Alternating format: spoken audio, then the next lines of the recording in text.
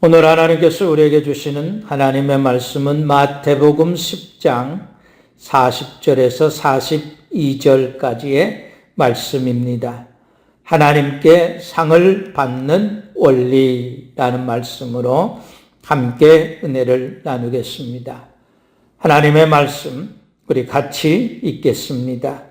너희를 영접하는 자는 나를 영접하는 것이요 나를 영접하는 자는 나를 보내신 이를 영접하는 것이니라.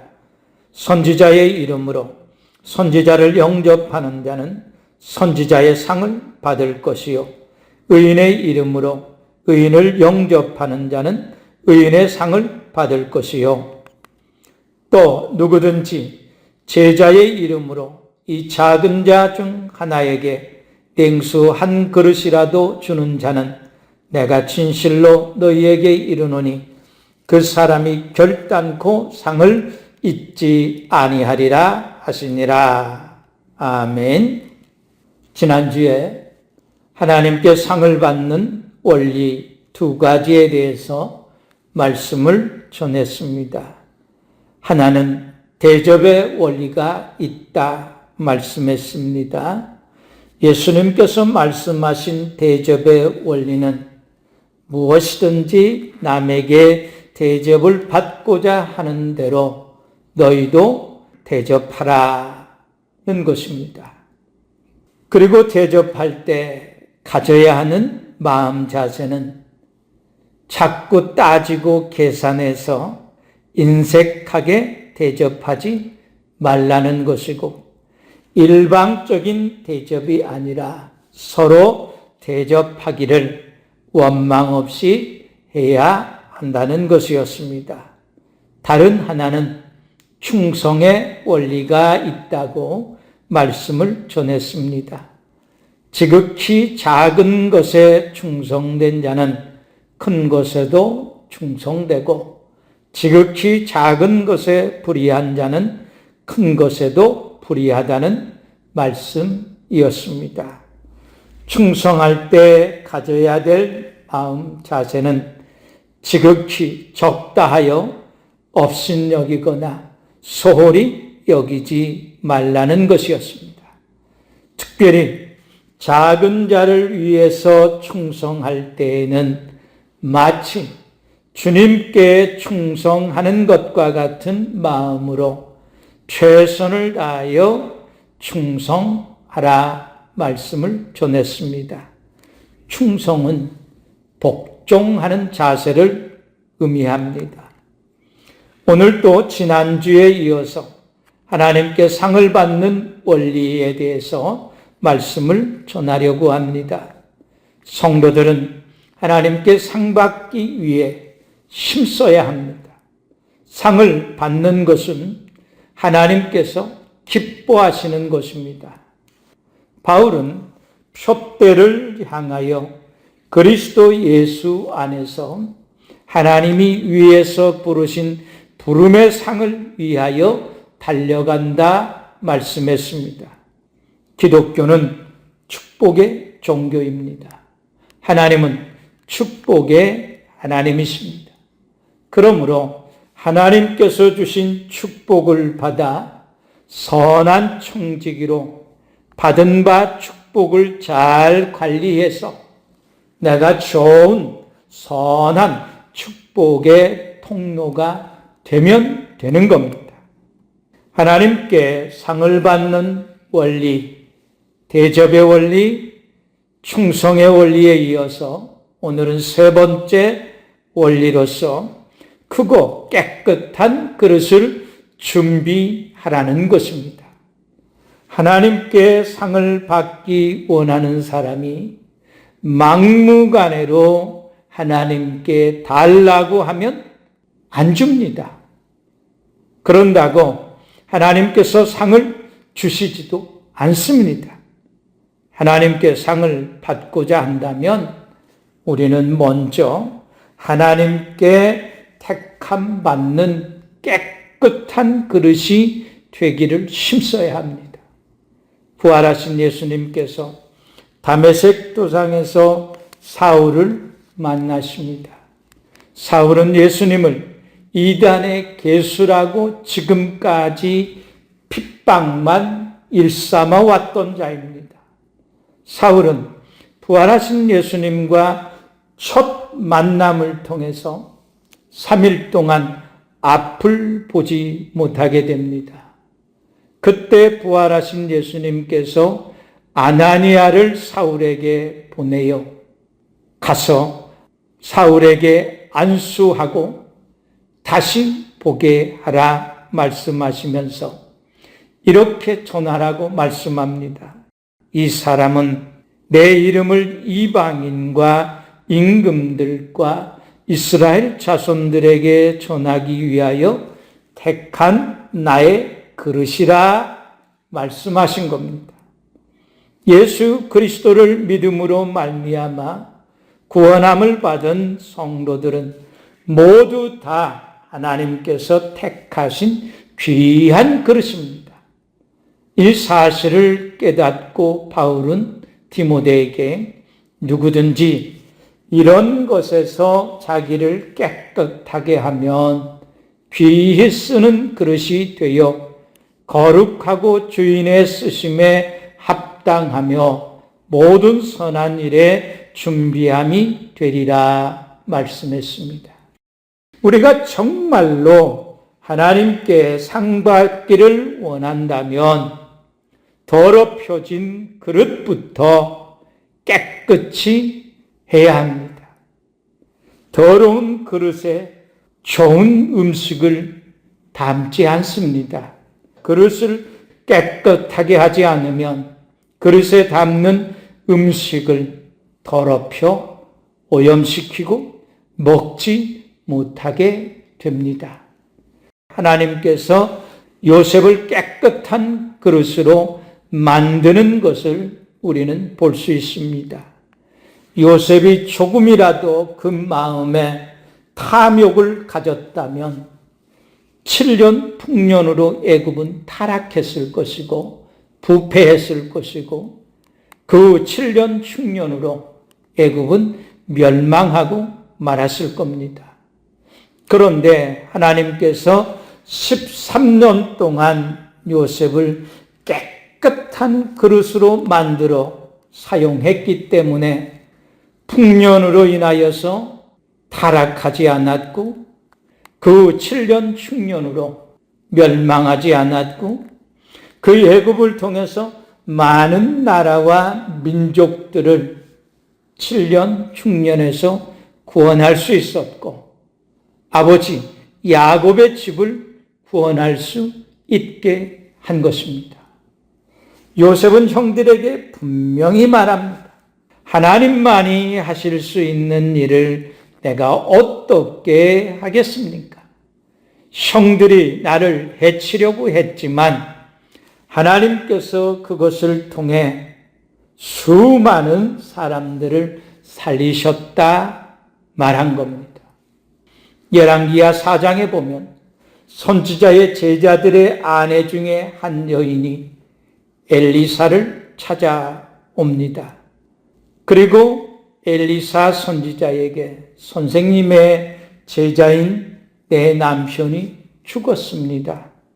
선생님도 아시듯이 내 남편은 여호와를 잘 섬기던 사람이었습니다. 그런데 남편이 죽자 빚쟁이들이 쫓아와서 내 두 아들을 데려다가 종으로 삼으려고 하고 있습니다.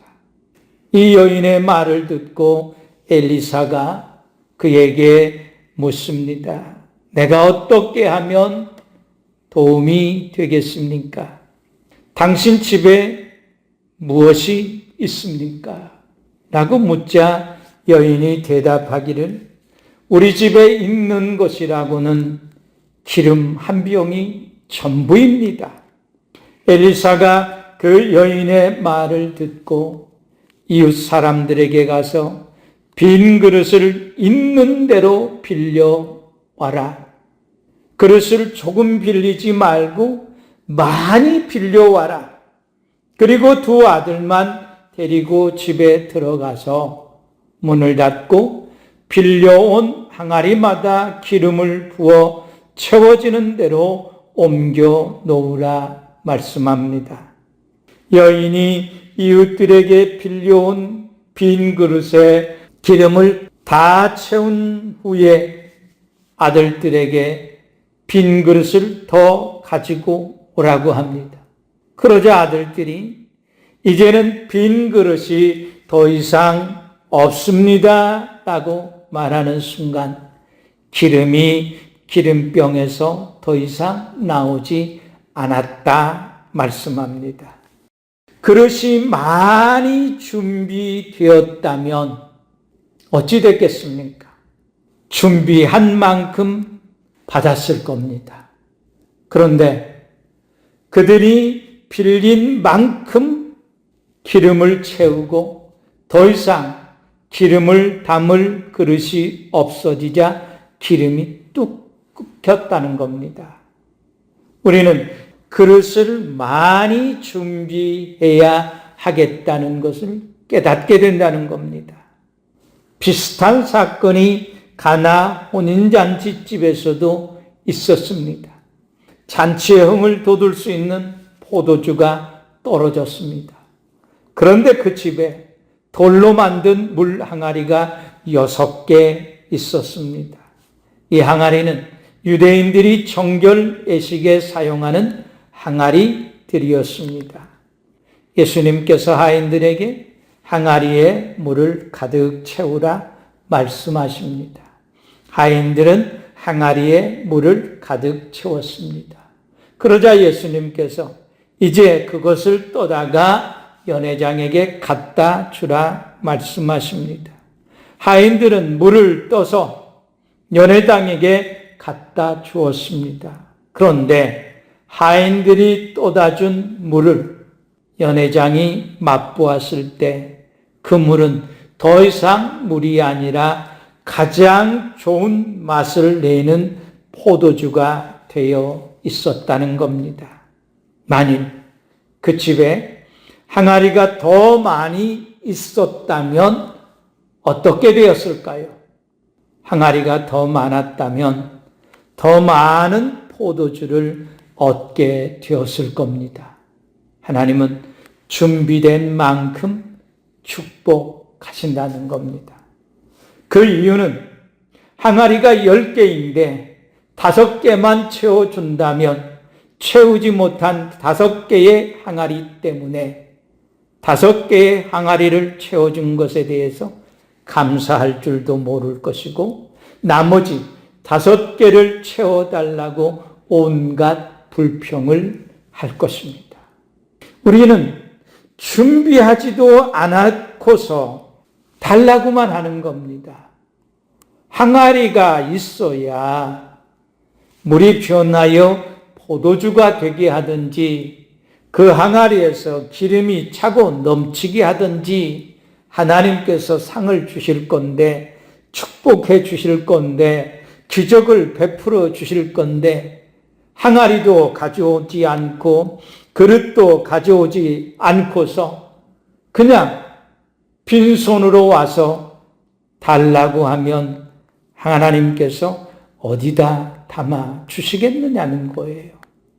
더 많이 주고 싶어도 준비된 항아리가 더 이상 없다면 땅에 쏟아져 버리게 될 겁니다.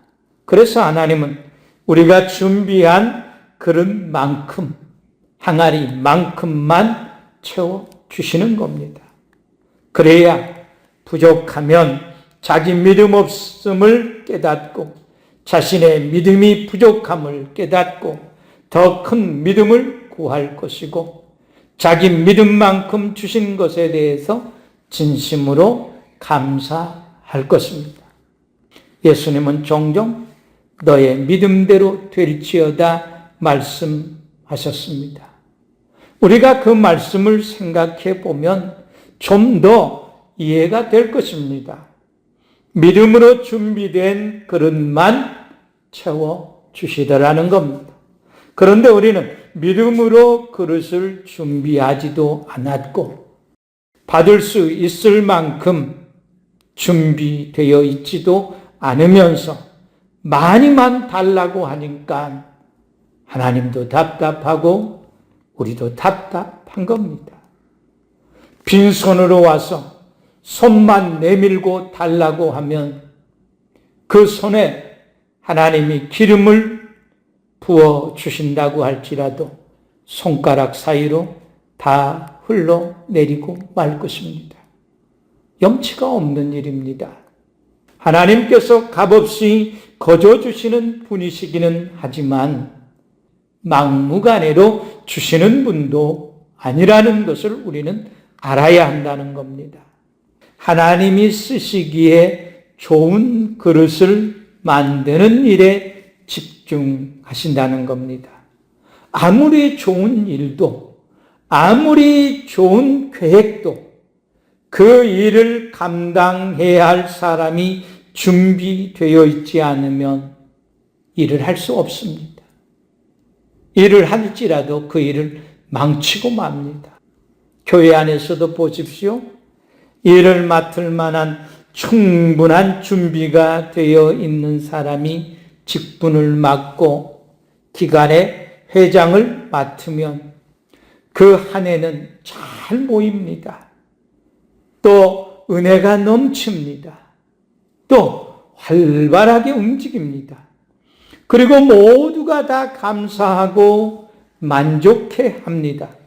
그런데 전혀 준비가 되어 있지 않는 사람이 직분을 맡거나 일을 맡으면 그 애는 한 해 동안 내내 삐그덕거리고 불평이 끊이지 않습니다. 사울은 이스라엘 왕으로 전혀 준비되어 있지 않았습니다. 백성들이 하도 왕으로 삼게 해달라고 해서 하나님께서 마지못해 왕이 되게 허락했지만 결국 어떻게 됐습니까?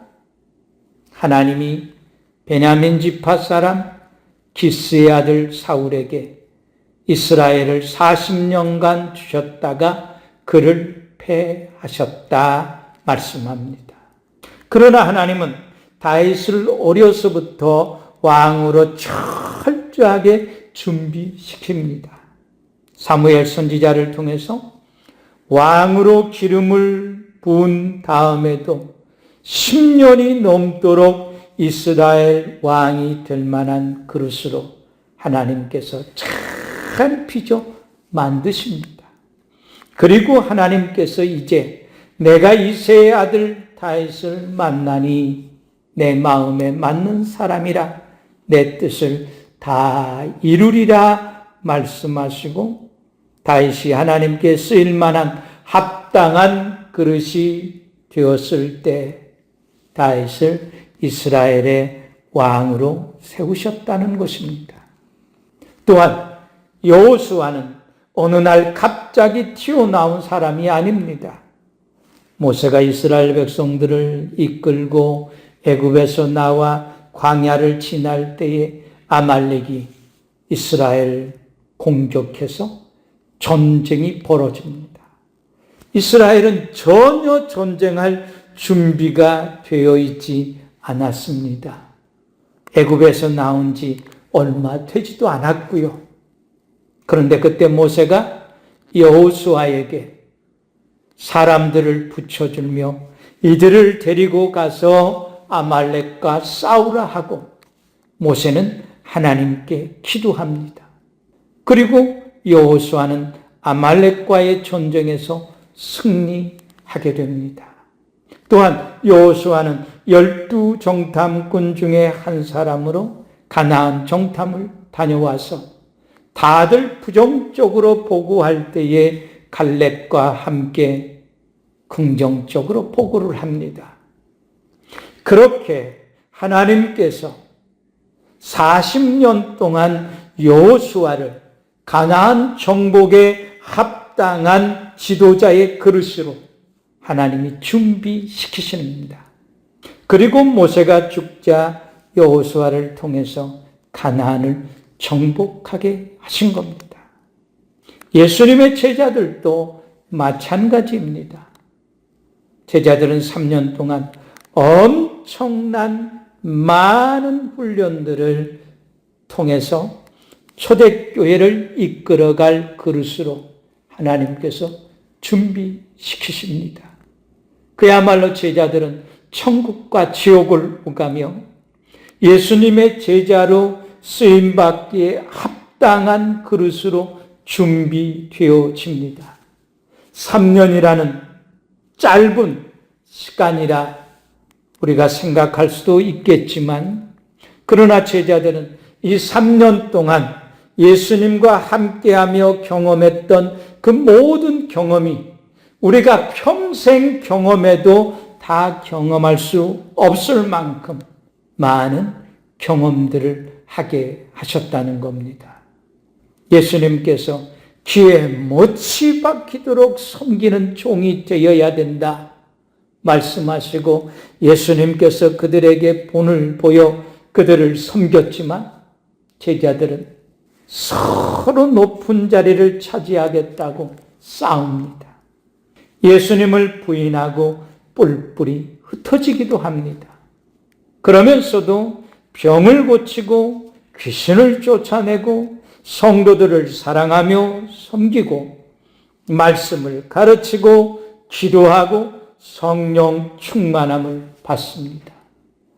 넘어지기를 수십 번, 일어나기를 수십 번 반복하면서 철저하게 하나님의 쓰임받는 예수 그리스도의 제자로서 다듬어지고 또 다듬어지고 준비되는 과정을 거쳐 예수님의 진정한 제자가 되는 겁니다. 우리가 진정으로 하나님께 상받기를 원한다면 그 원리를 철저하게 배워야 합니다. 그리고 그 원리를 따라야 합니다. 한 가지 확실한 건 하나님께 상을 받는 것도 중요하지만, 그것이 엄청난 축복이고 영광이지만 더 중요한 것은 상을 받은 후에 깨어지지 않는 그릇이 되도록 더 단단하게 준비시키신다는 겁니다.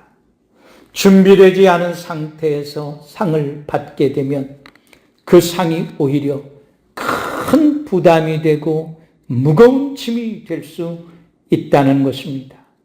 상을 받으면 그것으로 다 끝나는 것이 아닙니다. 상을 받은 후에 넘어지지 않아야 한다는 겁니다. 선줄로 생각하는 자 넘어질까 삼가 조심하란 말씀했습니다.